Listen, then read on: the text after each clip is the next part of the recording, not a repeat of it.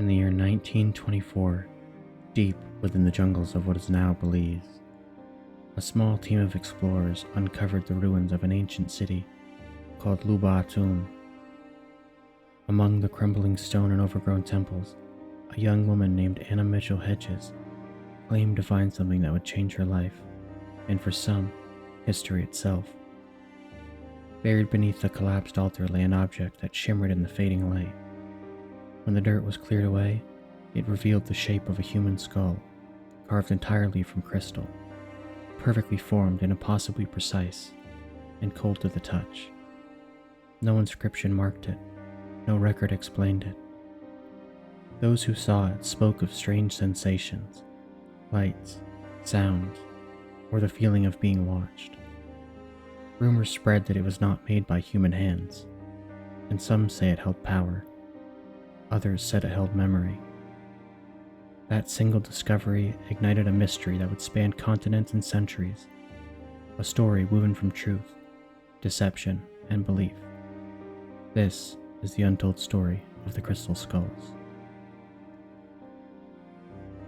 They say 13 skulls exist, carved from pure crystal, scattered across the world, each holding a secret that could change humanity forever. Some believe they were left behind by an ancient civilization long before recorded time. Others claim they were gifts from visitors beyond the stars.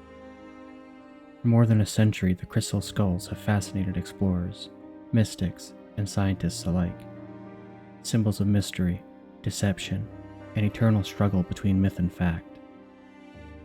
This story begins deep in the jungles of Central America. Dense foliage conceals ancient ruins, half devoured by time. It's here, according to one of the most famous accounts, that Anna claimed to have made an astonishing discovery in 1924. Her father was an adventurous writer and explorer, and he had been excavating the remnants of a long-lost city. During the dig, Anna said she found something buried beneath a fallen altar, something that glinted under the sunlight like no stone she'd ever seen. When the dirt cleared, she held in her hands a human skull, made entirely of clear quartz crystal, perfectly sculpted, perfectly precise, with a removable jaw and a smooth polish that caught the light like water. It became known as the Mitchell-Hedges skull, the most famous of all the 13 crystal skulls. Stories spread quickly. Newspapers and occult circles spoke of the Skull of Doom, a relic of unknown power. It was said to glow in the dark, to cause visions, and even curse those who disrespected it. Some believed it could reveal ancient knowledge or focus psychic energy. To believers, this was proof that lost civilizations, the Maya, the Aztecs, perhaps even the builders of Atlantis, possessed technology far beyond what modern science could explain.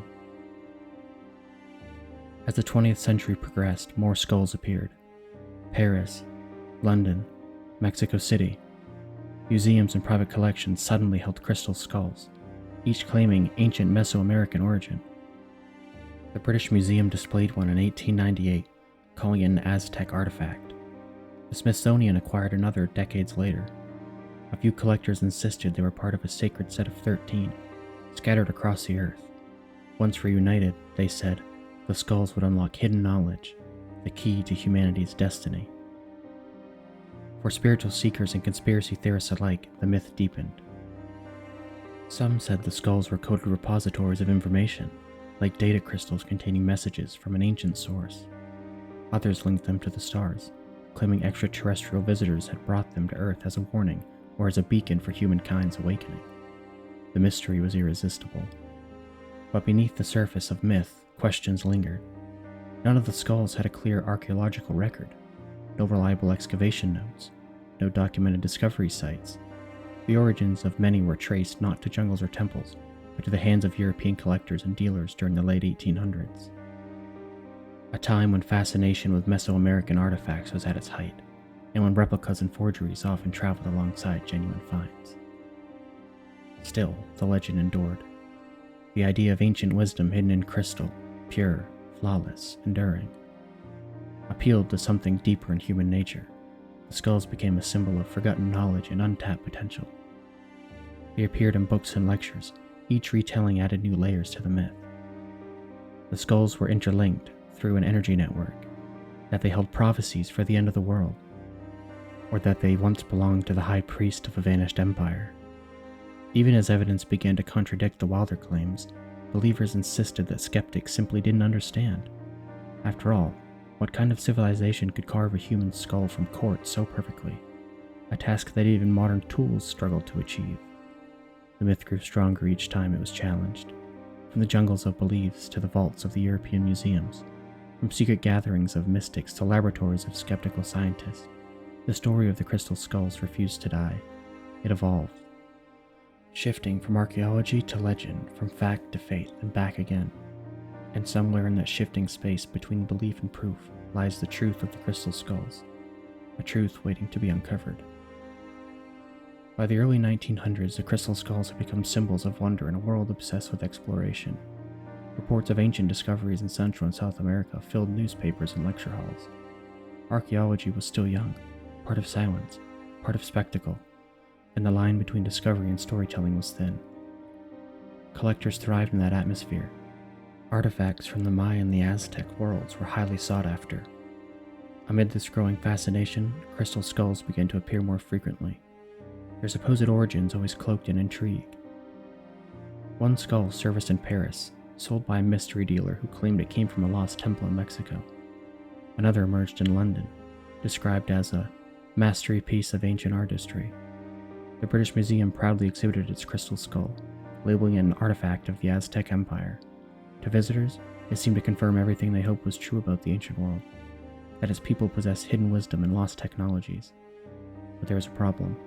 None of the skulls were ever found by verified archaeologists. None came from controlled excavations.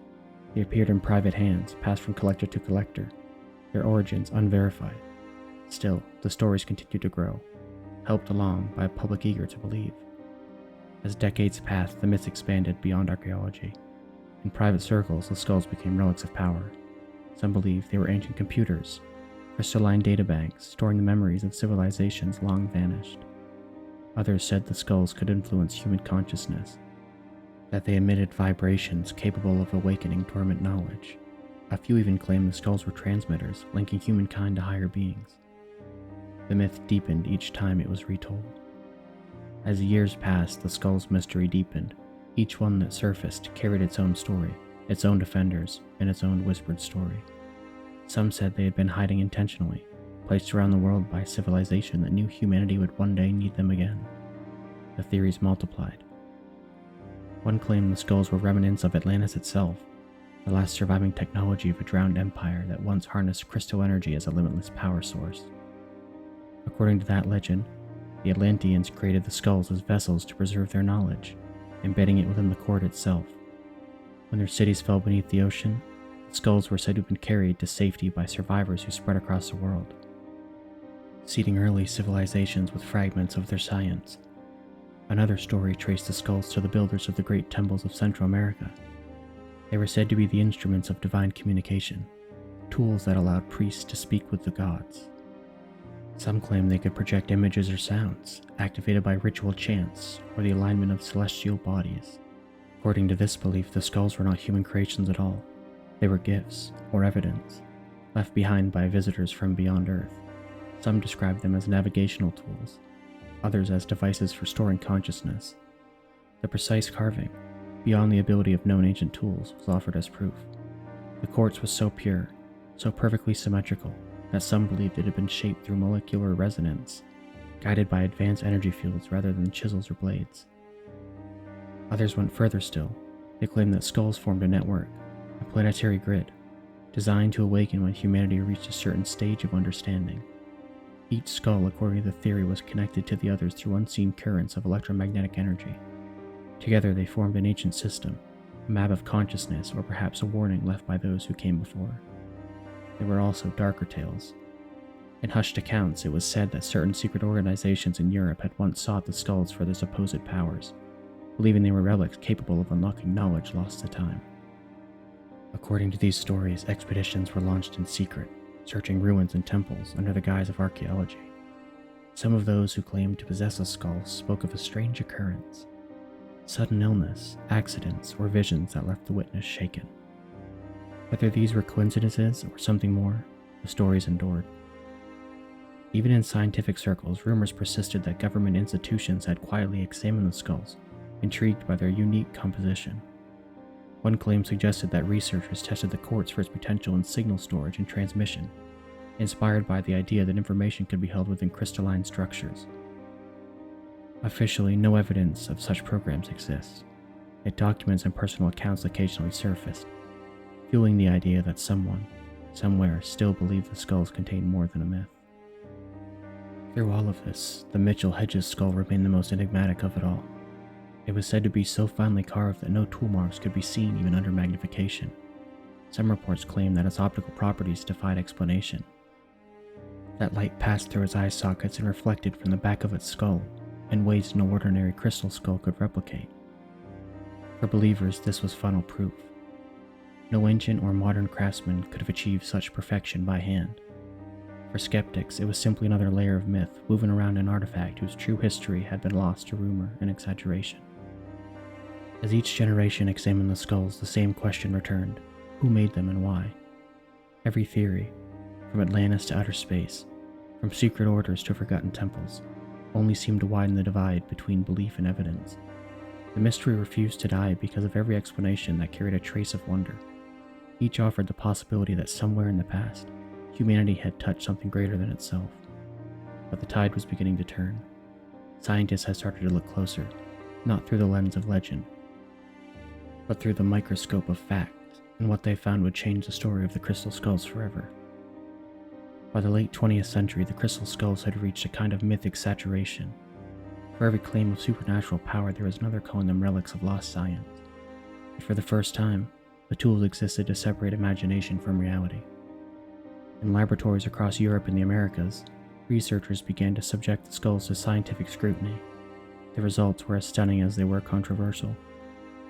Under magnification, experts discovered uniform striations on several of the skulls, the distinct parallel grooves left by modern rotary tools. Some bore microscopic traces of silicon carbide, a compound unknown to any ancient stoneworkers but common in the modern abrasives. When the British Museum tested its own crystal skull, the findings were very conclusive. It was not Aztec or Mayan. It had been carved in Europe sometime in the 19th century, likely from Brazilian rock crystals sold through colonial trade networks. The Smithsonian skull revealed the same story. It too had been sculpted using modern techniques. For archaeologists, the evidence was undeniable. The crystal skulls were products not of lost civilizations or otherworldly beings, but of skilled craftsmen working in an age of exploration and profit. During the 1800s, demands for ancient relics was immense. Collectors and museums alike were eager to own pieces of vanished empires. Dealers across Europe filled that demand, often creating convincing forgeries that blended artistry with myth. Still, those who believed in the skull's power were not so easily convinced. Some claimed that the scientific results were part of a cover-up, that the real skulls had been hidden, replaced with replicas to keep their true origins a secret. Others suggested that while the known skulls might be modern, the originals had vanished long ago, kept from the public by private collectors or secret orders. The legend adapted again. A few investigators tried to strike a middle ground. They proposed that even if the skulls were not ancient, their symbolism drew from genuine Mesoamerican beliefs surrounding death and rebirth. In Maya and Aztec culture, the skull was a powerful image, not of doom but of transition and renewal. Skulls adorned temples, masks, and carvings across their civilizations. Perhaps, some said, the crystal skulls were inspired by this, created to satisfy the Western fascination with exotic spirituality during the colonial era. Others disagreed entirely. To them, the forgeries themselves were the real story.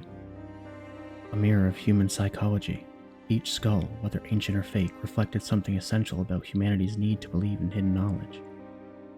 The fact that the myths had survived every debunking proved their power.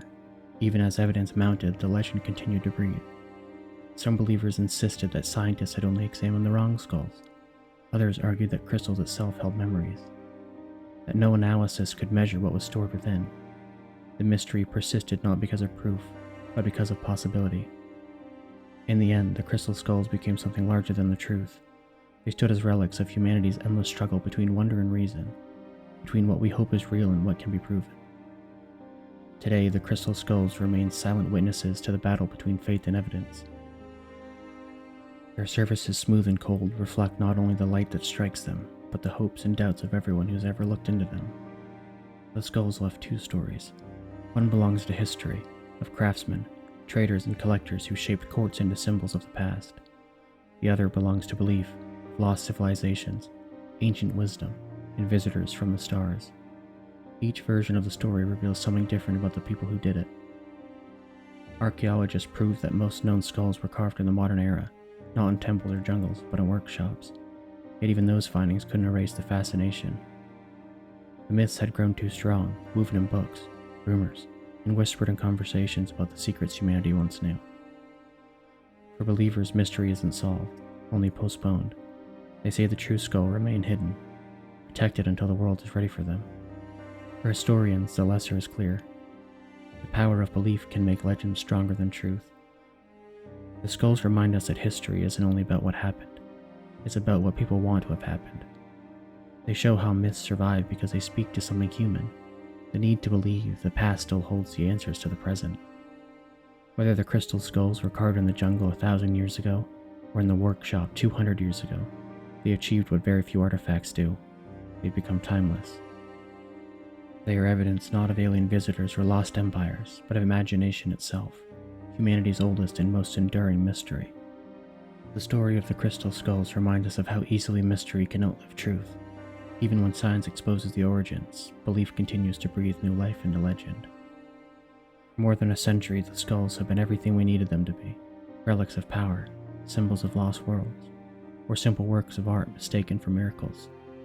They survived every challenge because they were never just artifacts. They were stories, and stories, unlike courts, can't be broken. Today they rest in museums, private collections, and vaults, silent and unchanged, while the world around them keeps searching for meaning. Maybe that's the real secret they hold. Not power, not prophecy, but a reflection of our own desire to believe that somewhere, in the forgotten corners of history, something extraordinary still waits to be found. This has been Sleeping with History, where the past truly never rests, and neither do we.